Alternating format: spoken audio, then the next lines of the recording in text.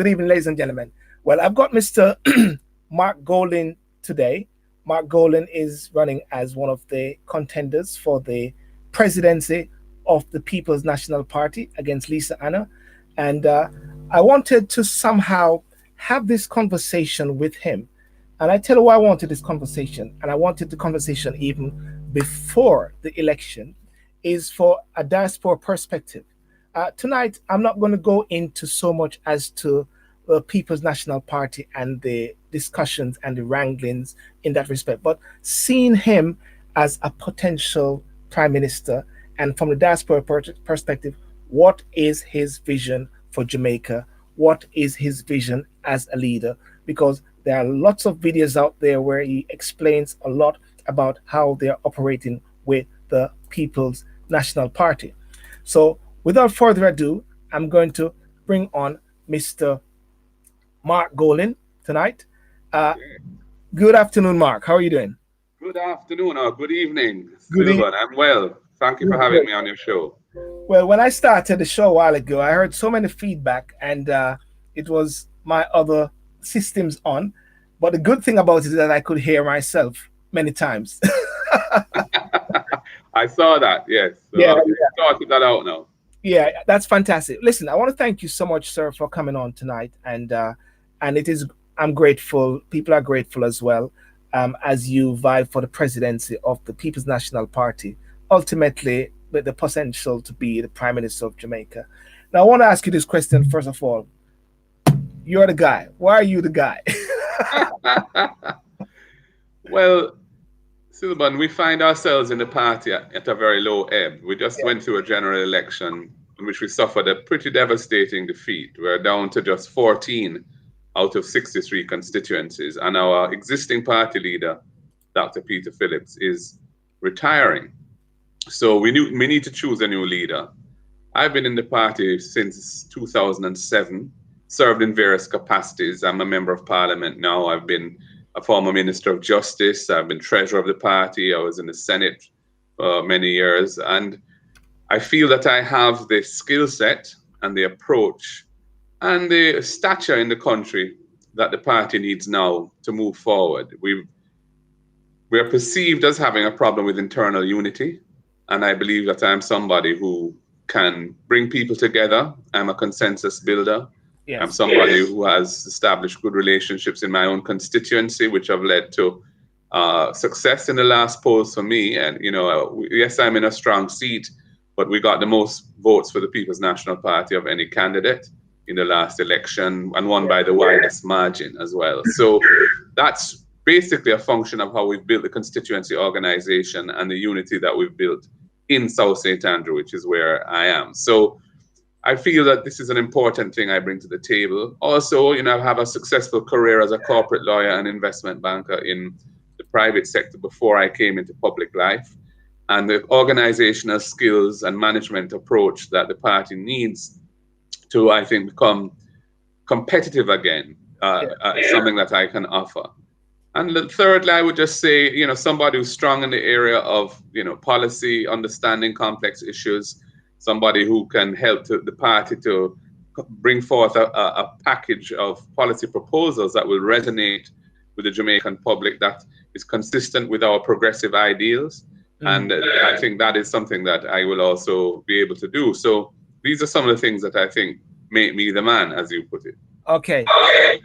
I'm picking up a feedback here. Okay. I'm going to do something. You stay.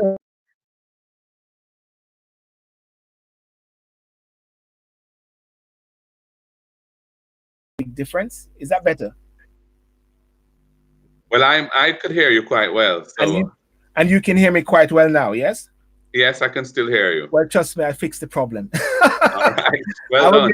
There was a good feedback there. Someone challenged me a while ago and said, "Come on, Sir Sylbourne, ask Mark the question." And I want to say that just before you came on the show, about 2 weeks ago, I've been asking persons what questions that they would like to ask you from the Jamaica perspective and from the diaspora perspective.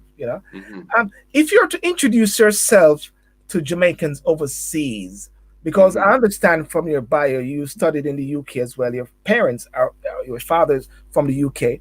Tell us Yeah. about your relationship in the United Kingdom.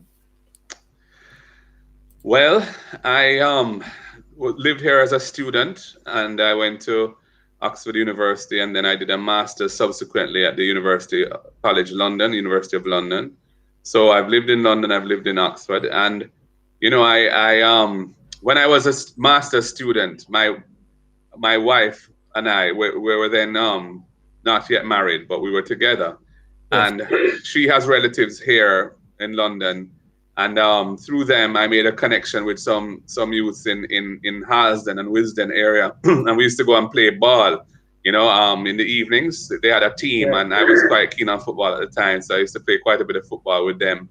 These were Jamaicans, or persons probably mainly of Jamaican descent, probably born in the UK, but had a Jamaican or West Indian cultural background. So that was fun, and I enjoyed that very much. So yeah, I'm familiar with the vibes in the UK. I'm familiar with I haven't been in the UK other than as a visitor since 1990, so it's been a while. But the time I was there, I had an experience and a sense of what living in the UK is like Yeah. for somebody who is from a Jamaican background, Jamaican cultural background, and seeing some of the challenges that people had at that time, and no doubt still do, based on what we've seen happening this year. Yeah. Mark, can you tell us why do you think that you are the man? I mentioned it earlier, really to take Jamaica forward. And if to take Jamaica forward, why would you say it's taking it forward? Taking it forward from what? Because by being the PNP party president and leader, ultimately you have a vision for Jamaica. Yeah.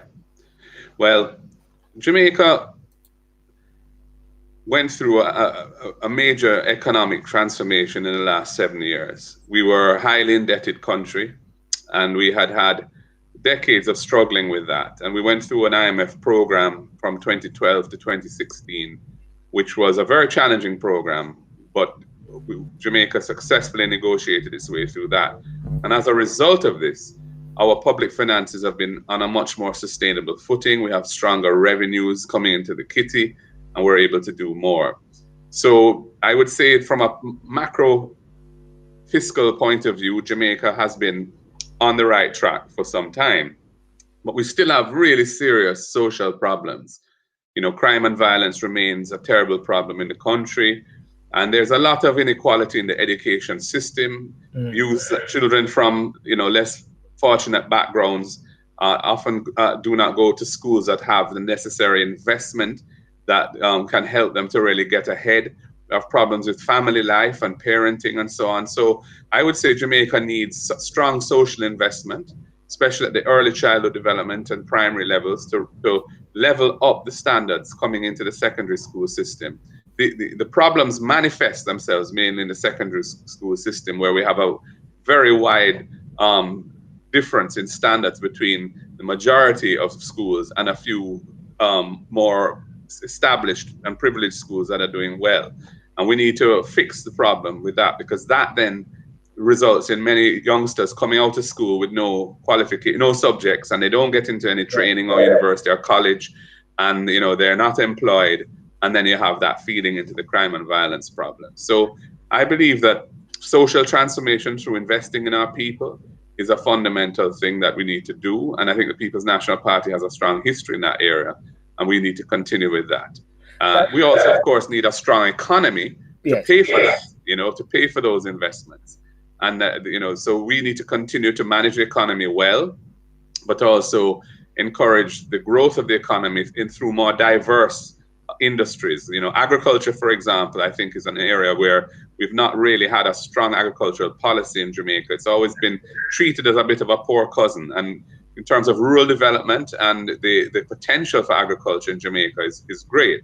We have good soil, we have good crops, high quality crops like ginger, like coffee, like medical cannabis and so on. So, and many others. So I think that's an area where we need to have more focus, as well as the logistics area, where because of our geographic position close to the Panama Canal, we're right beside the major trade routes.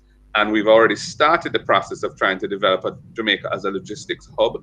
but it hasn't been, I think, rolled out as effectively as we would like. We were the ones who really conceptualized it and brought in things like the special economic zone legislation to encourage investment in logistics in various parts of Jamaica. We haven't seen that moving as fast as we would like, but we think that's an area where we can really help to employ a lot of our people and transform our economy, earn foreign exchange, and that sort of thing. Okay. Well, that's interesting because Mr. Paul Cole writes just a while ago, the early childhood education focus. Mark, you're speaking my language. And one of the questions which I had was a lady, Nicholas Michael, said, what will you do to ensure children from poor backgrounds get a full and good education in order to stabilize good careers? What will you do to ensure both professionals and skilled career opportunities are possible for the country young people once they have finished their education? You sort of alluded to that, but it's really spot on as to what someone was really asking as well.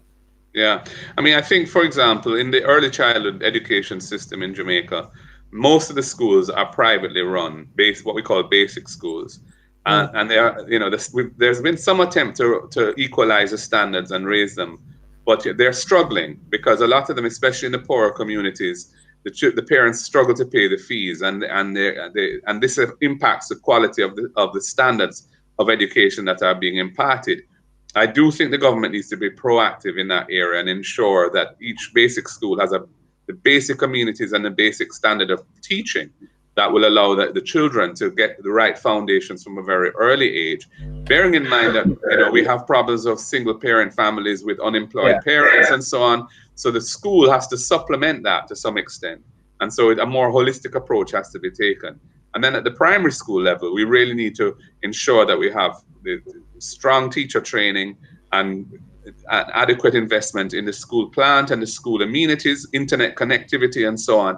So the children, by the time they get to 11, 12, they're all strongly numerate and literate. And we don't have, for example, in my constituency, we have a secondary school.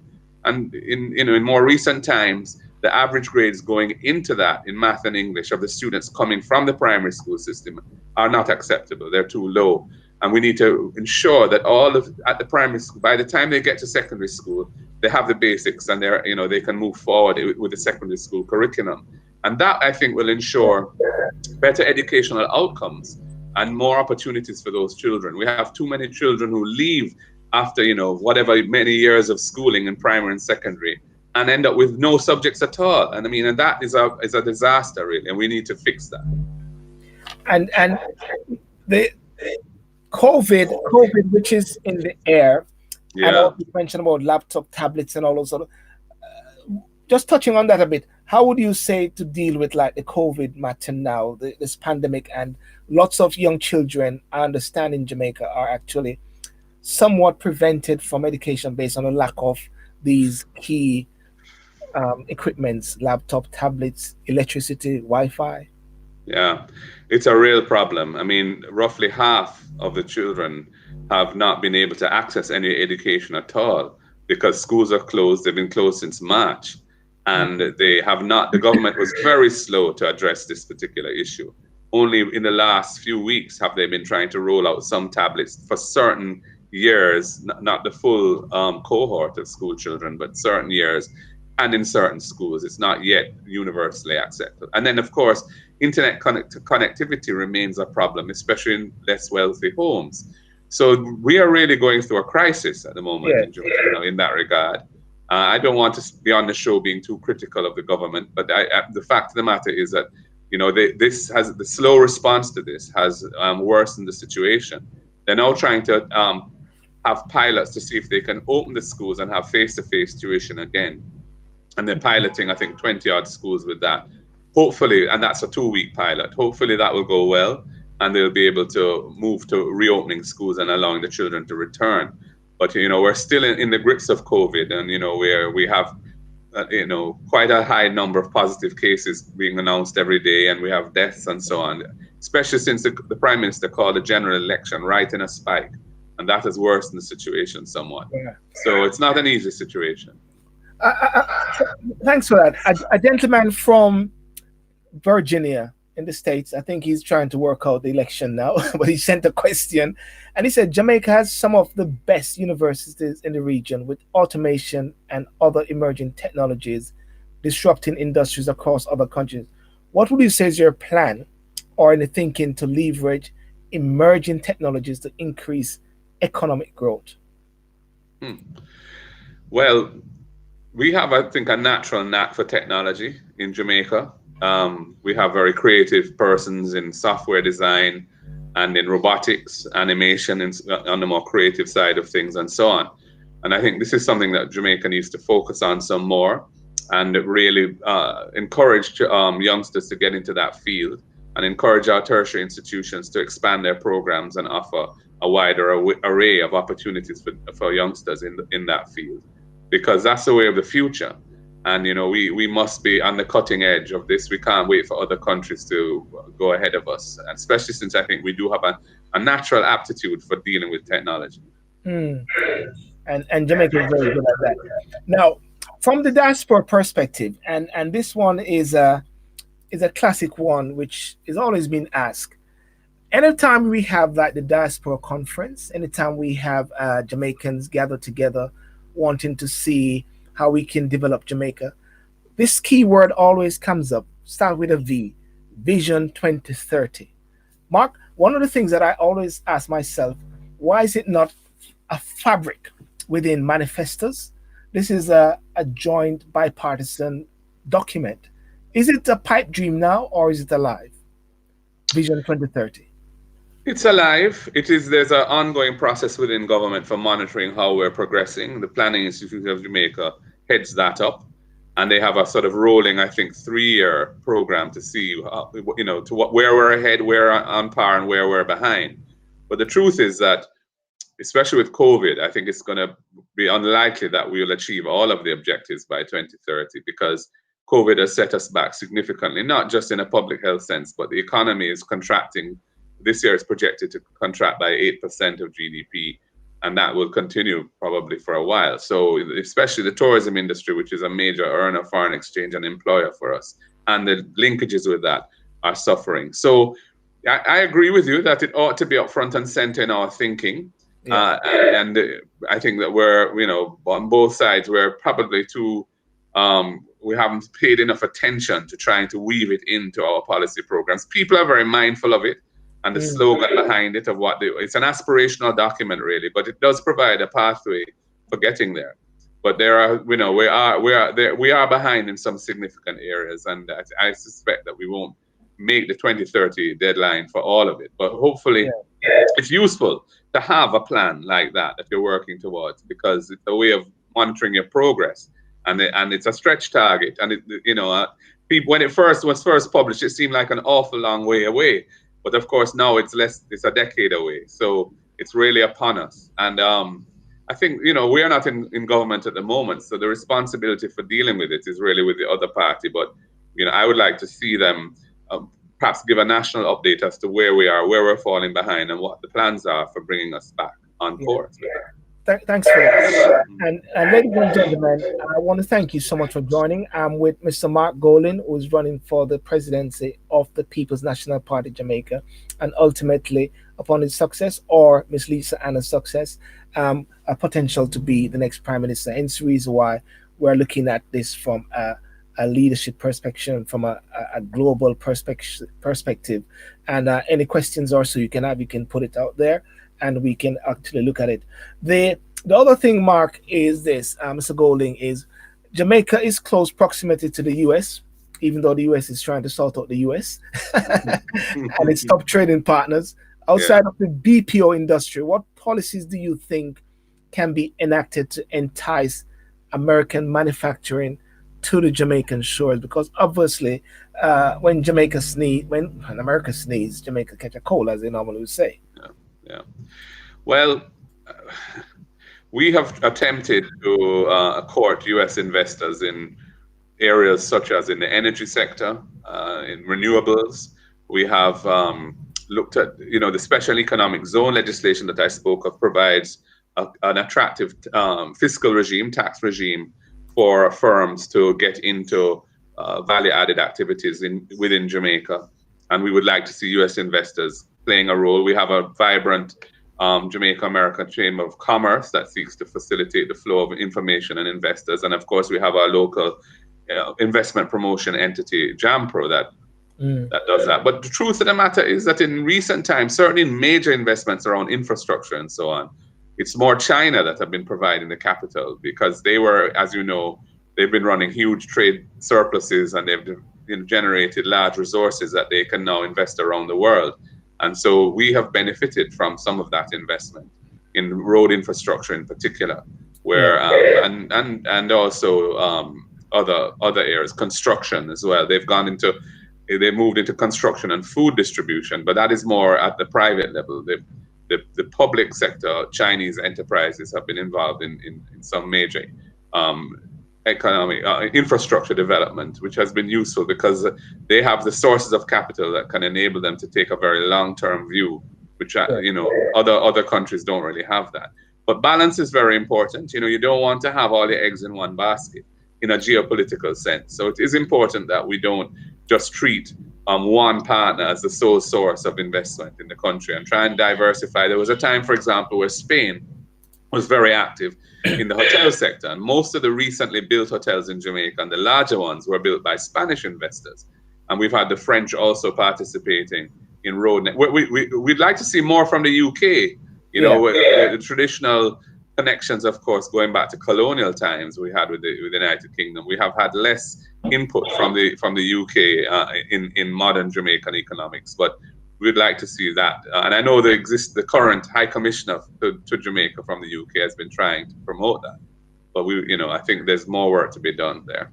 And tapping into the UK, especially in the region of engaging with members of the diaspora in the development of Jamaica in a meaningful way.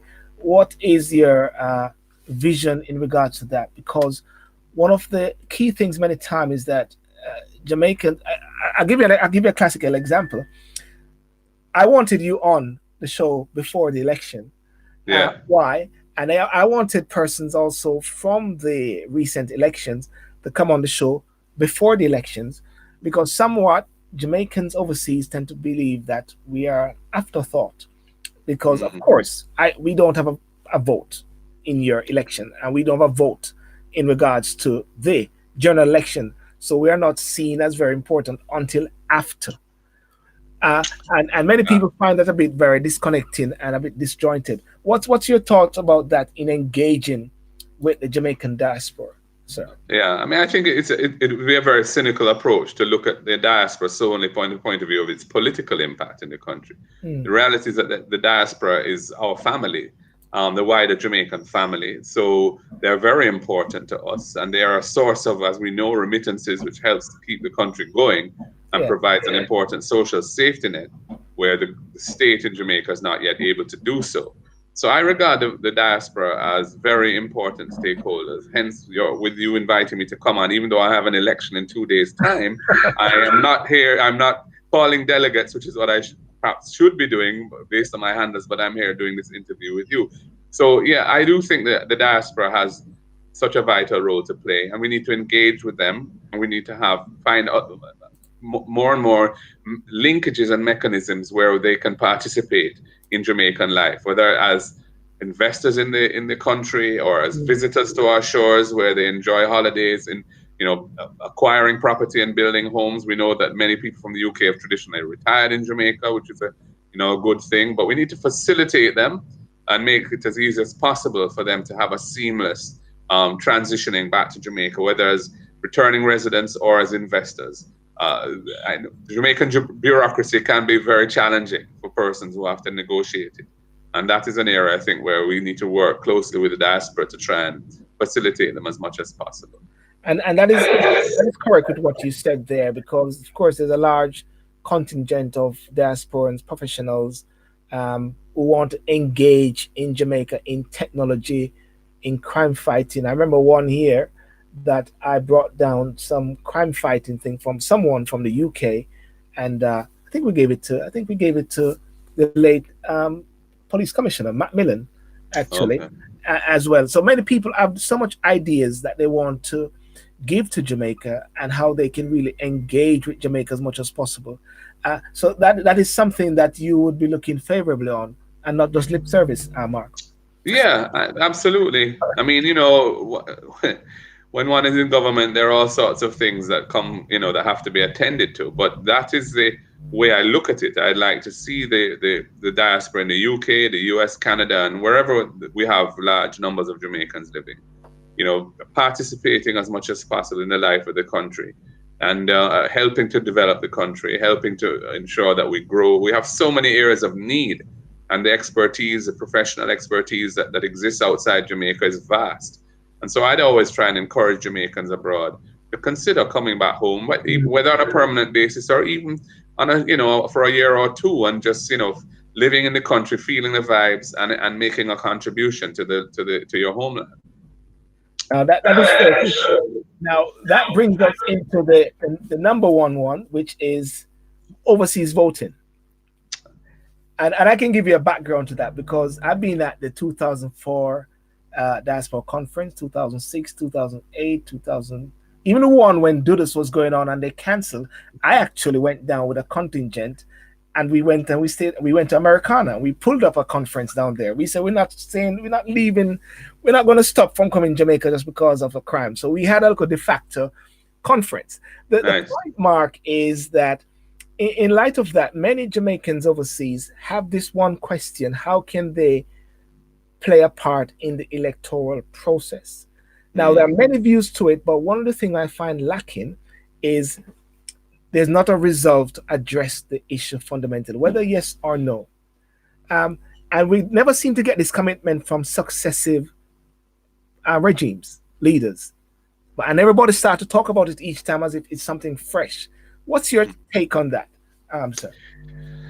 I can't say that I'm very knowledgeable on all the potential ramifications of allowing persons who are not resident in the country, are not currently on the voters list, but have Jamaican passports, for example, allowing them to vote. I'm keeping an open mind on this. I can see that it would have a huge impact on the electoral system and the outcome of elections, because we're talking about relatively vast numbers of persons. Yes. And the question is like, what would they, what constituency would they be aligned to? What would the impact on the outcome of a given election if you have literally several 100,000 additional voters, none of whom live in the country?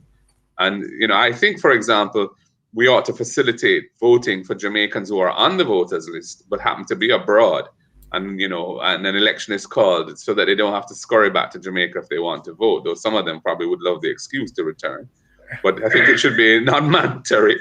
They should be facilitated. Technology exists now that can make that happen.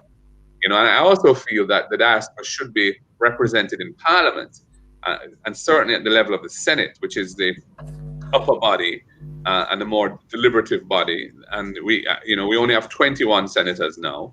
Yes. To expand them to say 42, which would double them, would enable some space to be created for, let us say, one or two diaspora senators who could come and participate in the Senate. We could even facilitate teleconferencing, so they don't have to be there for every meeting in person. Yes. And that would be a useful avenue to hear from the diaspora, for them to participate in legislation and in the debate of motions in Parliament and so on. In terms of the actual voting, that is something I think I would need to take further advisement on, because the sheer numbers of it may raise issues that I'm not able to say I can definitively come to a position on now. I do respect that, Mark, because the question I was going to put to you is, what if you are in the UK? Well, you wouldn't be in the UK if Andrew Holness called an election a snap election. You will run back because you have a key. I would run back. I would run back. Yeah, so you're different. I won't take you. Say my sister, or even one of your children, right, visiting the UK, and the scenario you did address, and somehow the election is called, they shouldn't have to run back to the UK, to Jamaica. Right. They should be able to go to the High Commission. I believe something at least like that should be in place very soon. Yeah, I think so. I think if there was more clamor for it from the diaspora, it would give it some impetus. I mean, you have raised it here today, but I don't know if the diaspora groups have put it forward as something they're anxious to see happen. With these things, there's so many issues that the government of the day has to address. Unless there's a lobbying Factor, yeah. mechanism putting some weight behind it, it may just get put on the back burner. So it is something I would encourage the diaspora groups to take up, and to, because I think it's a relatively easy fix. So I think it's, and sometimes you can achieve long-term goals in a series of short-term successes, and you get some momentum around that. So I would encourage that one, for example, which is I would think is a relatively easy thing for people to embrace as logical. And it's just then a question of, do you need to make any amendments to the legislation in Jamaica, the Representation of the People's Act, to allow it? And what are the actual logistical parameters that would have to be put in place to facilitate it? But as you say, we have high commissions in most of the major capitals where lots of Jamaicans are. So there's no reason, in principle, why they couldn't go there. If it was a physical voting system, I don't see why we couldn't handle that. Well, I want to a question from one of the persons there. If appointed opposition leader, what new ideas will you bring to the position? I guess as a PNP, I guess that's what that person is asking. Herbert Muscat. I just want to involve a couple of the persons who are watching. Yeah, what ideas will you bring for the position, sir? Yes. Yes, thank you, Herbert, for that question. Well, first of all, we are a relatively small number in the opposition in the House of Representatives now, because we are 14 out of 63. So we have to be very cohesive and very deliberate in playing the role that we're supposed to play as a check and balance on the power of the government and in keeping them on their toes. So I think we have to focus more, and just from a procedural perspective, ensure that we are well prepared for debates and what have you, so that we're an effective opposition in Parliament. In terms of policy, I think that PNP has always been one focused on the upliftment of the masses of the Jamaican people. We're the ones who fought for the right to vote for adults, and success was brought in 1944 with that. We fought for independence from Britain. We ran, if it was a 400-meter race, we ran 395 of those meters, and the other party got the baton just at the very end and crossed the line. But the work and the commitment to independence was from the People's National Party.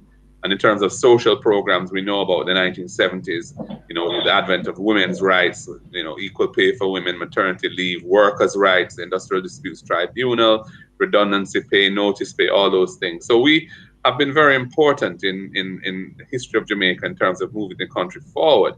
The decriminalization of ganja, which was a major reform, which I had a major role in bringing forward, was another important piece of social justice legislation, because of the way that ganja had operated in Jamaica as a source of, I would say, oppression of young men by police officers who used it as a way of really pressuring youth and so on. So going forward, I would like to see us have very progressive policies around education, which I've already discussed, some of the things, and also the financing of tertiary education, some of the hurdles that students have to go through to access student loans, the need for guarantors and so on. For poorer children, that is a very challenging prospect, and I don't think that we should enforce that on them. I think also the loan payments for borrowers need to be more tied to their income rather than being fixed regardless of whether they have income or not. These are some things I think the opposition should be looking at. Housing, social housing. We have housing schemes and the National Housing Trust, which is another innovation of the People's National Party.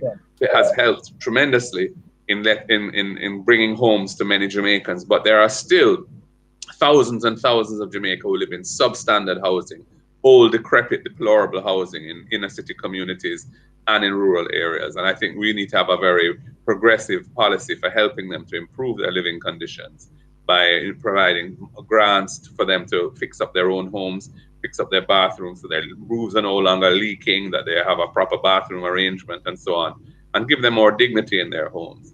And I think also in the areas of infrastructure, social and amenities in poorer communities, street lighting, garbage disposal, water and sewage access. These are critical things for the people living there. And they should have no worse standards when it comes to these basic things than uptown Kingston, where people like myself live. We need to equalize the standards of those basic amenities and give dignity to the people who are currently not living in the conditions which we would normally expect in the 21st century. So these are some of the things I'd like to see the opposition really champion, because I think these are the real issues facing the Jamaican people, especially the less well-off ones. And that, I think, is what the message of the PNP has to resonate with it. And in order to resonate, we need to embrace the real issues that are facing people in their daily life.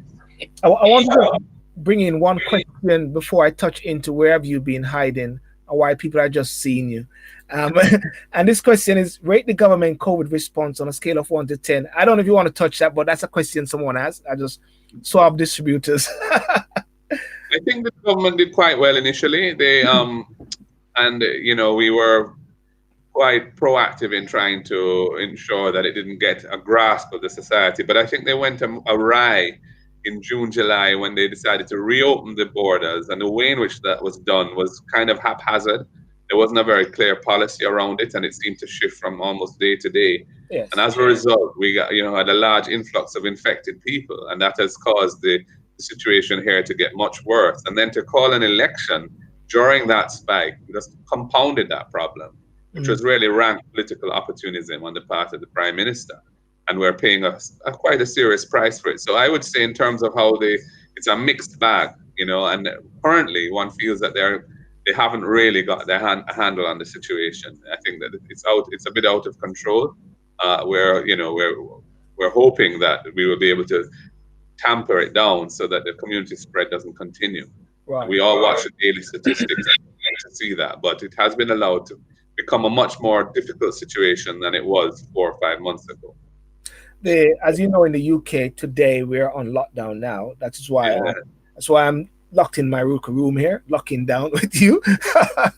I want to ask you this question before I go into on the other person. Many people are saying we have never seen this guy, and you don't want to be the other guy. You don't want to be that guy. You're the guy.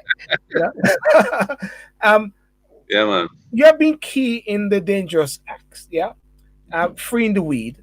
You have also been behind the scenes sorting out policies. Can you tell us the sort of journey of yourself within the PNP, whereby you have not been seen but been very effective, and the whole road to leadership? I don't know. I'm looking at this now from a inspirational, motivational element, as to sometimes people at the front, sometimes people at the back, and sometimes it is a time. Yes. Well, I was kind of headhunted by the People's National Party almost, because I had a career in the private sector as one of the top corporate lawyers in the country.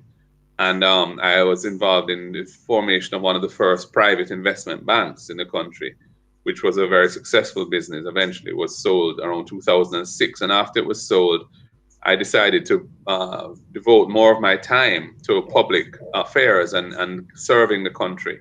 And the people, I was always somebody who was more on the progressive side of politics. So the People's National Party was a natural home for me. And Portia Simpson Miller brought me into the Senate in 2007. And we were then in opposition. And shortly after that, in 2009, she asked me to be the treasurer of the party, which is a senior position within the party. And I kept that role through the successful 2011 general elections, when we won a landslide victory, and the subsequent years local government elections, when we won every parish council. So after that, having served as treasurer for over 3 years, I wanted a break. And I was also a minister in government with a very heavy load at the time, because the IMF agreement that we were in required delivery of very serious legislation to reform the tax system, reform Jamaica's commercial architecture, modernize the overall financial side of things. And, I was tasked with delivering that on time. All of the different bills that we had to bring to the parliament and pass had deadlines attached to them. And we were being monitored on that on a quarterly basis. And I was determined to ensure that Jamaica didn't fail any IMF tests. And, and happily we were able to deliver, and we didn't fail any tests. And Jamaica has really reaped the benefits of that work, because by 2016, we were on the road to rapidly reducing public debt. 2015 Jamaican stock market was the top performer in the world. Yes. And we were seeing things dramatically improving in terms of the public finances. So my sojourn as Minister of Justice was a very activist one. I did important work in reforming, as I said, the ganja law, to make personal use of ganja no longer criminalized. So you can't be arrested, charged, you can't get a criminal record, you don't go to court anymore for personal use. It also recognized Rastafari for the first time in any legislation in Jamaica.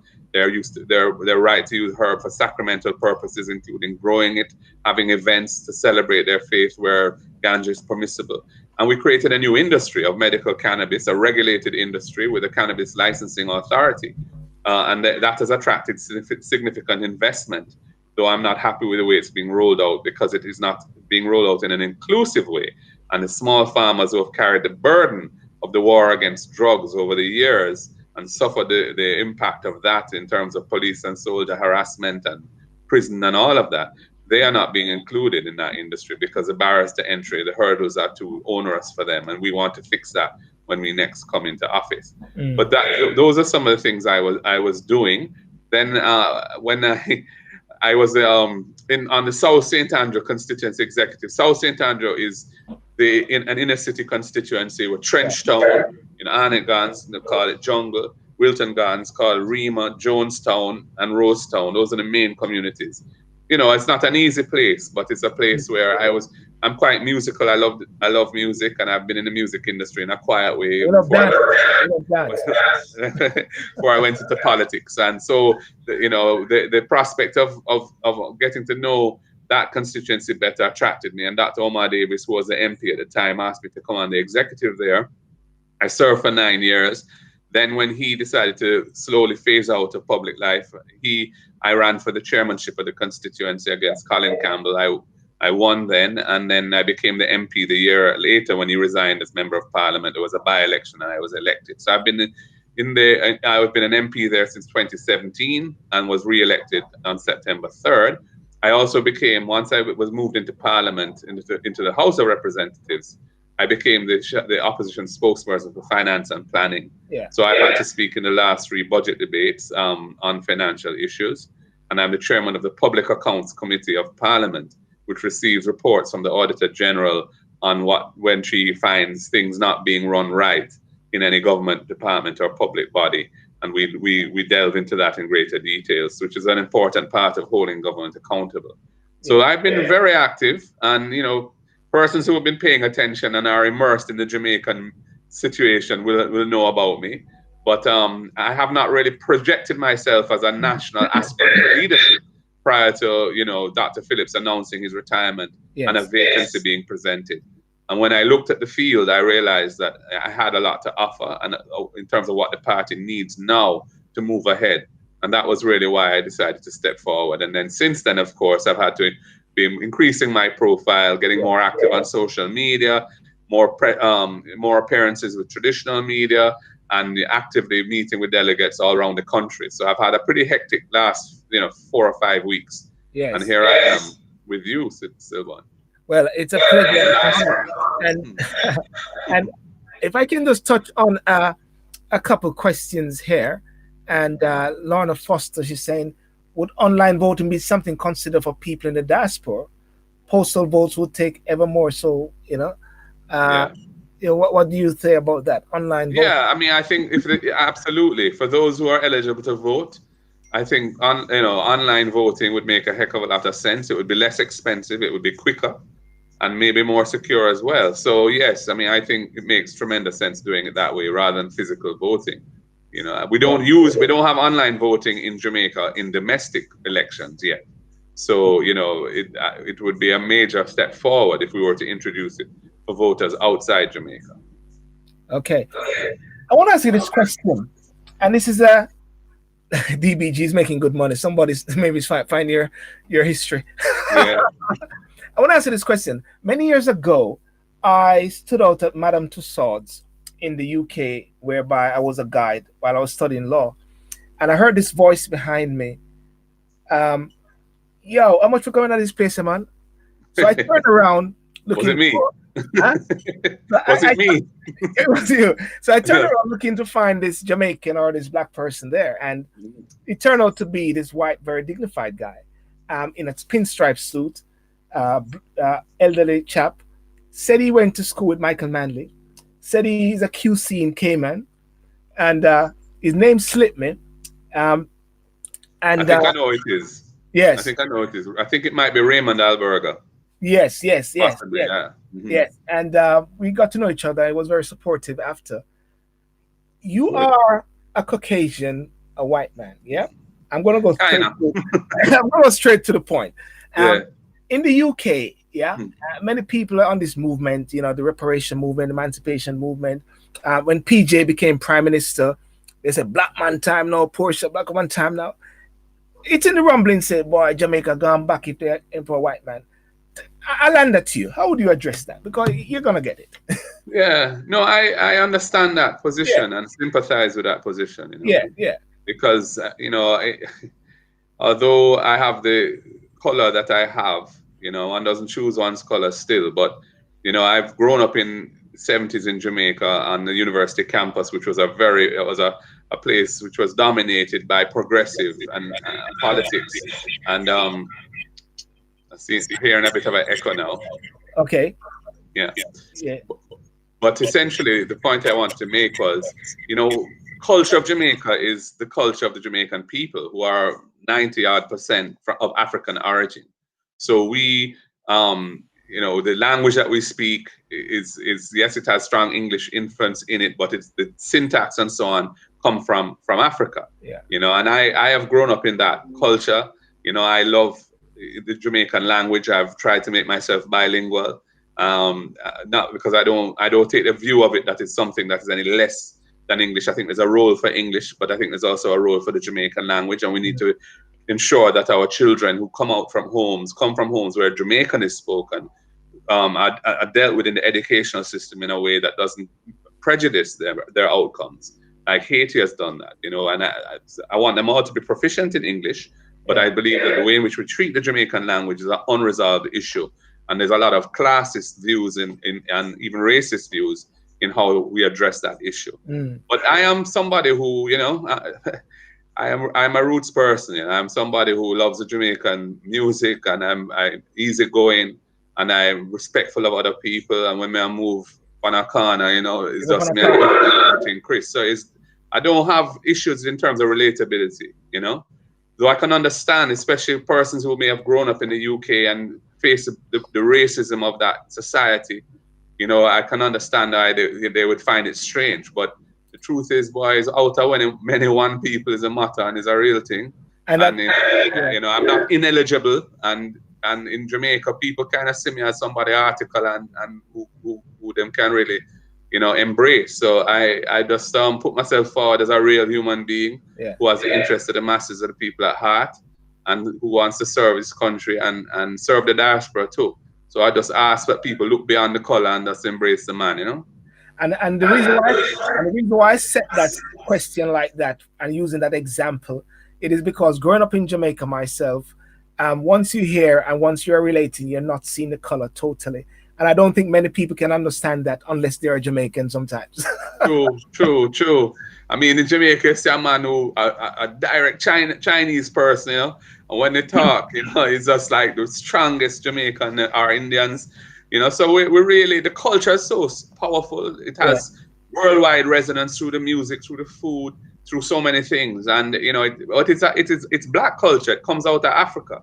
Yeah. And so, it produces strange things, like a man like me looking my way. Although I'm not really, I'm come from a mixed background still, but in terms of ethnicity. But at the same time, obviously, if somebody of relatively fair skin and hair look a certain way and things. So yeah, but the truth is that it's all about the heart and the attitude, and I regard myself as part of the struggle for the rights of Mm. black people around the world. I fully support that struggle, and I want to play my part in furthering that struggle and the issue of reparations and everything. So yeah, it's complicated, of course, but it's who I am. Yeah.